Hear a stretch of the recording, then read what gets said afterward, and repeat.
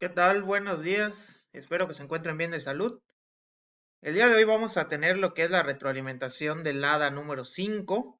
Recordemos que estamos en la unidad 3 de la asignatura Principios de Bioquímica y estamos en el último tema de la unidad, lo que es el metabolismo de proteínas y compuestos nitrogenados. El HADA 5 es bastante sencilla, básicamente con la investigación bibliográfica y con leer la pueden resolver.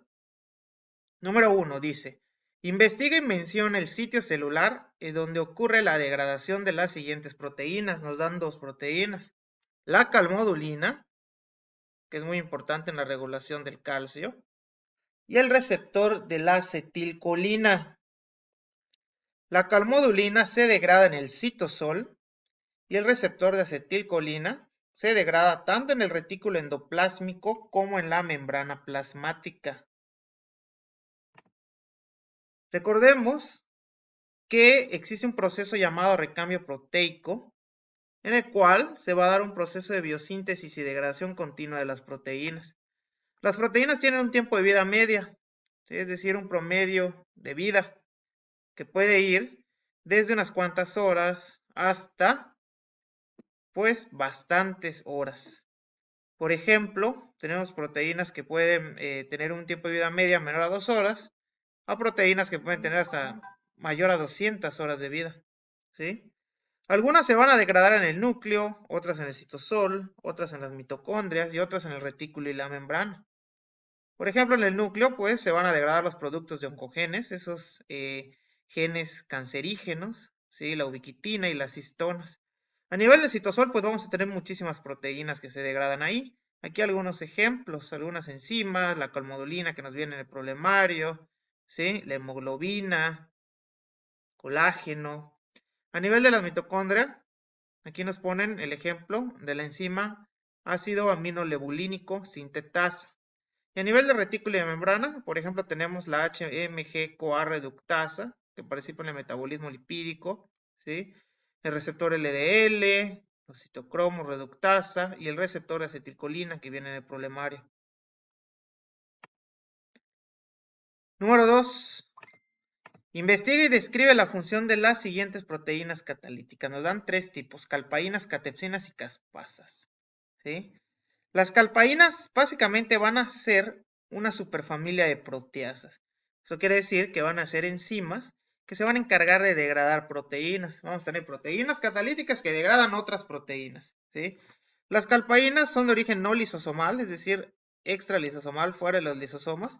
Y una característica muy importante que van a tener es que son proteínas dependientes del calcio y que van a tener en el sitio activo, en el sitio catalítico, el aminoácido cisteína, ¿sí? Como característica química. Estas pues están relacionadas a muchos procesos patológicos. Las catepsinas, estas sí van a ser enzimas generalmente lisosomales, van a estar presentes en los lisosomas y van a tener igual una actividad proteolítica, ¿sí? Y los podemos encontrar en tejidos animales, incluido el ser humano, y se van a encargar de la hidrólisis de proteínas a polipéptidos. Siempre van a quedar cadenas polipeptídicas, pero menores a las proteínas. Luego tenemos a las caspasas, proteínas muy importantes, muy interesantes.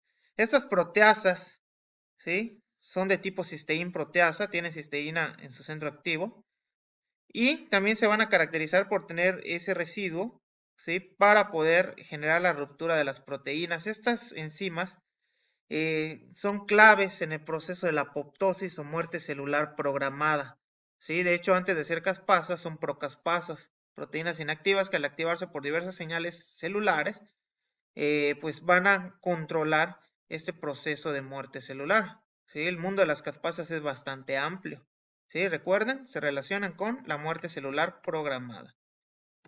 Investiga y menciona, número 3, las cuatro clases de proteasas. Las podemos agrupar en cuatro tipos: serin proteasas, cisteín proteasas, aspartato proteasas y metaloproteasas.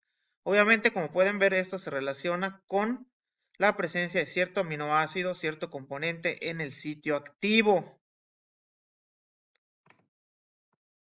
Vamos a ver, por ejemplo,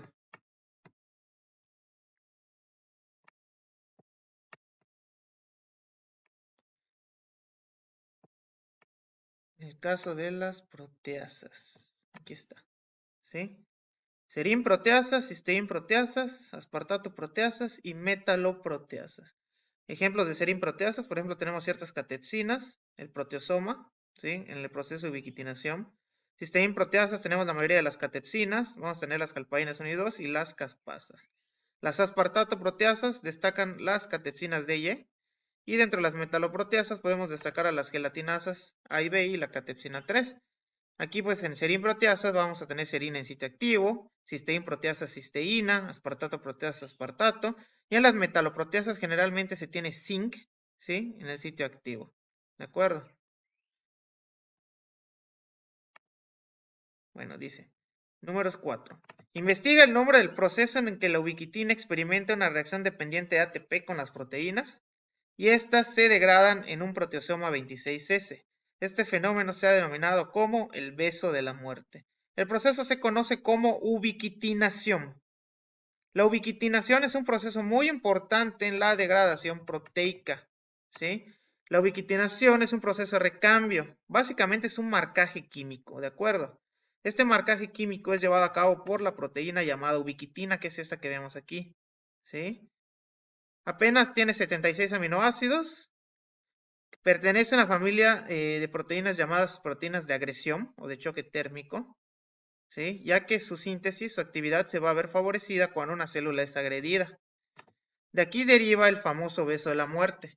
Esta ubiquitina que vemos aquí experimenta una reacción dependiente del ATP, ¿sí? Es decir, que el proceso requiere energía, que va a condensar los residuos de glicina C terminales de la ubiquitina con los grupos lisina de la proteína a marcar, es decir, cisteína con lisina, ubiquitina, proteína a marcar, ¿sí?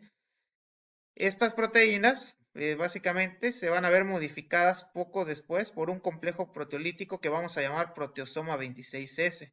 Ese complejo proteolítico es el que va a degradar a fin de cuentas la proteína marcada. ¿Por qué se le dice beso de la muerte? Es un marcaje básicamente. La ubiquitina marca la proteína dañada, una proteína vieja o senescente, una proteína que ya dejó de hacer su función, una proteína dañada, ¿sí?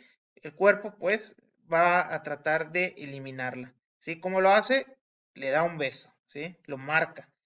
Esta ubiquitina, una vez que marca a la proteína dañada, el proteosoma 26S, que es esa estructura molecular que incluso parece un basurero, se va a encargar de degradar proteolíticamente a dicha proteína dañada. El proteosoma 26S pues va a reconocer el marcaje de la ubiquitina, ¿sí? Y pues posteriormente de la degradación pues va a liberar los aminoácidos para que puedan ser reutilizados en alguna otra vía metabólica. Un proceso muy interesante.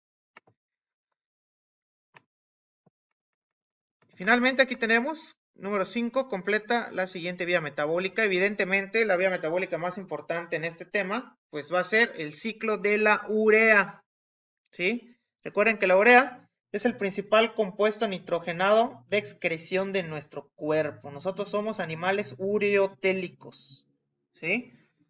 Aquí nos dan la vía metabólica y tenemos que completar los sustratos, productos, algunas entradas, algunas salidas y las enzimas, ¿sí?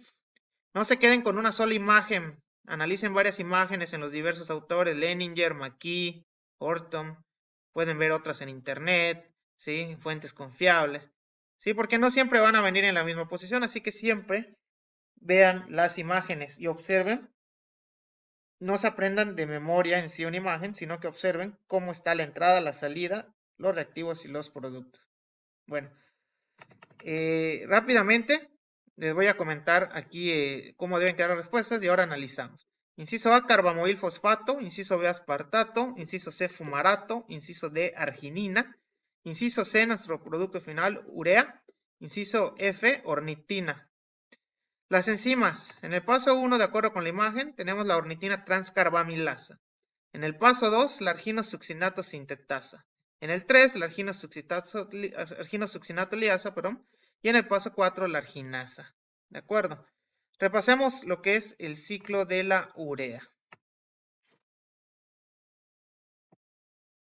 Bueno, es un proceso anabólico en el que el amoníaco en los hepatocitos debe transformarse en urea. Recuerden que el amoníaco es malo para el cuerpo en exceso, ¿sí? Un hombre excreta alrededor de 16.5 gramos de nitrógeno al día. Casi todo, 95%, va por la orina y apenas 5% por las heces. La urea se fabrica, se sintetiza en el hígado, pero esta es liberada a la circulación y va a ser eliminada a nivel renal.